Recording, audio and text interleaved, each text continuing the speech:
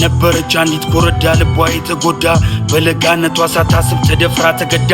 ወገን ዘመድ እንደሌለው እንደነጠላ ሰው እንጆሪ የሚመስለው ጉንጯን እንባ የሚያረሰው ነበረች አንዲት ኮረዳ ልቧ የተጎዳ በለጋነቷ ሳታስብ ተደፍራ ተገዳ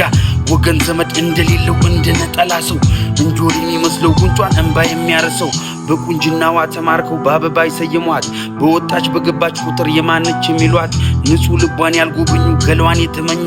ባንዲት በተረገመች ቀን እስሯ ተገኙ